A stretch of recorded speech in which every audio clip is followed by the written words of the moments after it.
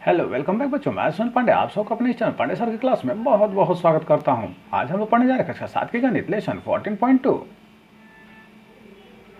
तो आइए शुरू करते हैं। और जैसा कि हम लोग देख रहे हैं, इस एक्सरसाइज में निम्नलिखित सवाल दिए गए हैं जिन्हें कि हम एक एक कर हल करेंगे।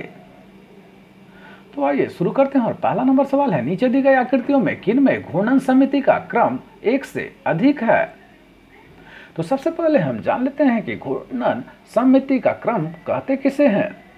तो यदि घूर्णन के बाद वस्तु स्थिति के अनुसार पहले जैसा ही दिखाई देता है तो हम कहते हैं कि उसमें घूर्णन सममिति है।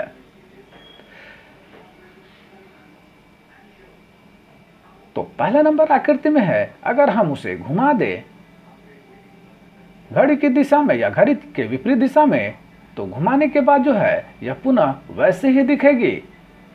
तो हम कह सकते हैं कि इसमें घूर्णन सममिति है। दूसरे नंबर आकृति को भी अगर हम थोड़ा बहुत जो है आधा घुमाएं तो यह जो है उसी की तरह दिखेगी। तो हम कह सकते हैं कि इसमें भी घूर्णन सममिति है। तीसरी आकृति में है कि अगर हम उसे घुमाएं तो वैसी नहीं दिखाई देगी। तो हम यहाँ पर घुमाने का मतलब समझ लेते हैं कि अगर हम 60 डिग्री, 120 डिग्री, 180 डिग्री, 90 डिग्री के आधार पर हम घुमा करके देखें तो क्या वो बिल्कुल वैसे दिखती है या नहीं, हमें वही पता करना है। तो तीसरी नंबर आकृति वैसी नहीं दिखाई देगी।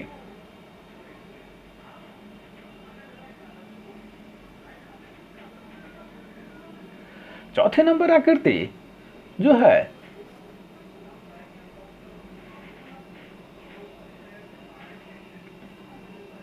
में घूर्णन समिति हमें दिखाई पड़ रही है, क्योंकि इसे अगर हम वापस बिल्कुल उलट कर दें तो वैसे ही दिखाई देगी।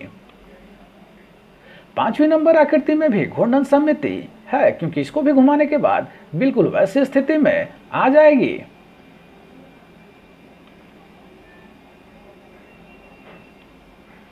दूसरे नंबर सवाल में है, दो वैसी आकृतियों के नाम बताएं जिसमें रैखिक सममिति और क्रम एक से अधिक की घूर्णन सममिति दोनों है।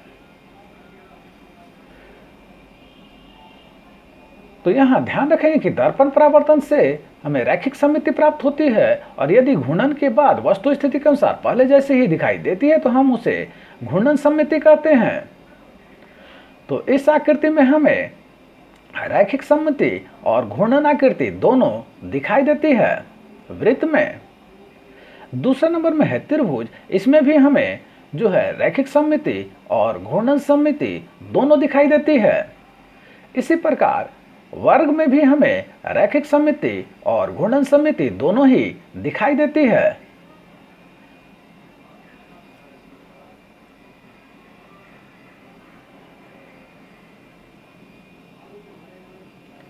तीसरा नंबर सवाल है, यदि किसी आकृति की दो या दो से अधिक सममित रेखाएं हो तो क्या यह आवश्यक है कि उसके क्रम एक से अधिक की घूर्णन सममिति होगा। तो हम कह सकते हैं कि यह आवश्यक नहीं है कि दो या दो से अधिक सममित रेखाएं हों तो उसके क्रम एक से अधिक की घूर्णन सममिति हो, यह जरूरी नहीं है। चौथा सवाल है, ऐसे चतुर्भुजों के नाम बताइए जिसमें रैखिक सममिति और क्रम एक से अधिक की घूर्णन सममिति दोनों है। तो यहाँ समानांतर चतुर्भुज, आयत आदि ऐसे चतुर्भुज हैं जिसमें रैखिक सममिति और क्रम एक से अधिक की घूर्णन सममिति दोनों है।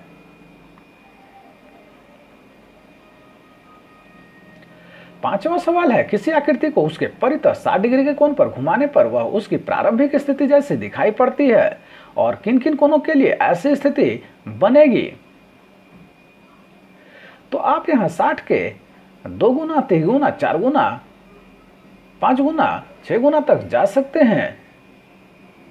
तो 120 डिग्री, 180 डिग्री, 240 डिग्री, 300 डिग्री और 360 डिग्री तक जो है घुमाने पर उसकी प्रारंभिक स्थिति जैसी दिखाई पड़ती है।